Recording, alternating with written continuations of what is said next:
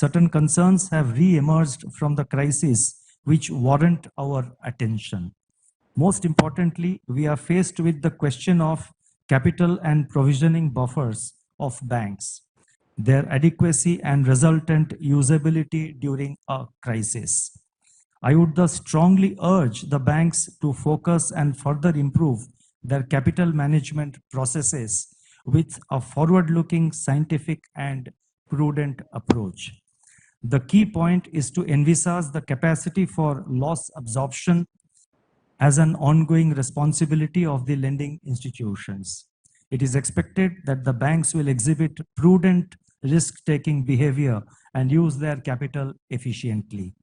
Second, good governance is a necessary condition for having well-functioning, strong, and resilient financial institutions. Banks have the privilege of raising deposits from the public, which also puts the onus on them to conduct their business in a very responsible manner. The board of directors carry the responsibility of being guardians of the trust that depositors have reposed in a bank. A bank's responsibility towards depositors should therefore be weighed against its responsibility towards shareholders of the bank.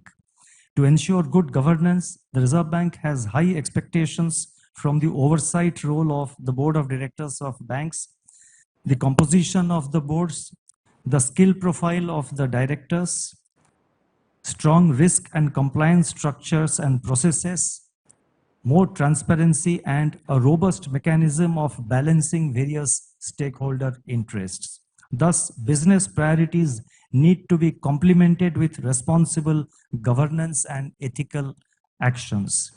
Third, banks should ensure that their business models and business strategies are conscious choices, following a robust strategic discussion in the board instead of being driven by mechanical follow-the-market approach.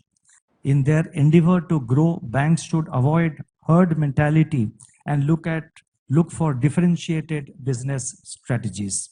At the RBI, we have started taking a closer look on the business models and strategies of banks. Certain banks had followed the high risk and high return business strategy with a skewed priority for serving only the interest of their investors.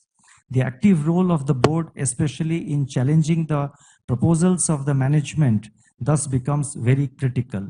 This will contribute towards a more diligent and balanced approach to decision making. Before I proceed to the fourth point, let me just clarify 2 points. It's not our intention as the regulator to start giving commercial advice to the banks. You are the best judge. You are in the best place to take your commercial decisions. And let me assure that the Reserve Bank does not intend to interfere in any manner with the commercial decision of the banks. But as the regulator, it is our responsibility to look at the kind of emerging risks and vulnerabilities which are creeping in knowingly or unknowingly, and to red flag these issues which would require immediate attention. And in fact, before the Reserve Bank gets into the picture, I'm sure the managements of banks themselves and the board of directors would take appropriate and well-considered calls. Second thing, I mean, on a lighter vein and also at the same length, it's a serious point. Our intention is not to create a divergence between the board and the management, but the management has a certain role, the board of directors has a certain role, and each is expected to play that role. So, because I mentioned that the board should challenge certain, certain norms and certain risk-taking practice. I mentioned just this now, saying that